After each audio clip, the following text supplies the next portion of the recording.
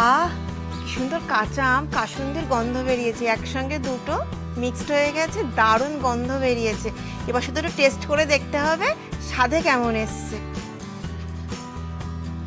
আজকেও আর একটা রেসিপি তোমাদের জন্য নিয়ে এসেছি গরমের দিনের জন্য। ফুরিয়ে গেলে তো আর করতে পারবো না। বাটা মাছ আম কাসুন্দি। আমটা শুধু গরমের সিজনেই পাওয়া যায়, কাঁচা আম। তাই ভাবলাম কাঁচা আম দিয়ে বাটা মাছটা করেই ফেলে, আর তোমাদের সাথে শেয়ারও করে ফেলি। তাহলে চলো বানিয়ে ফেলি। আচ্ছা, নুন হলুদ মাখিয়ে নেব।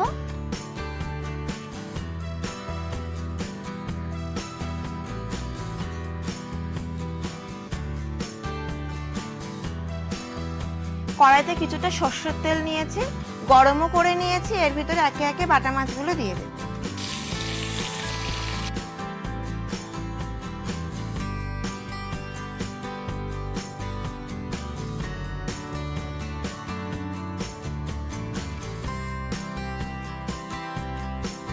মাছ ভাজা হয়ে গেছে, তুলে নিচ্ছি।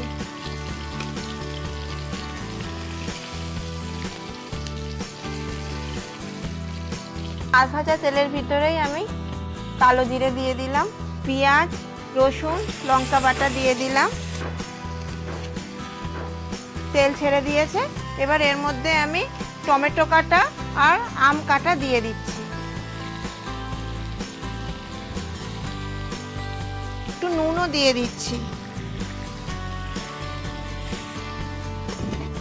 তেল ছেড়ে দিয়েছে, একদম কষানো হয়ে গেছে। এবার এর ভিতরে একটু একটু হলুদ দিয়ে দেব, দিয়ে আরেকটু কষাবো যাতে হলুদের গন্ধটা বেরিয়ে যায়।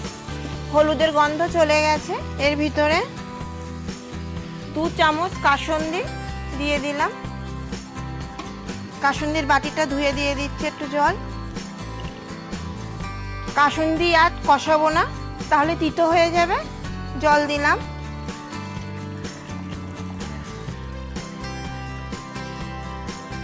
এবার ঝোলটা ফুটে উঠলে মাছ দিয়ে দেবো।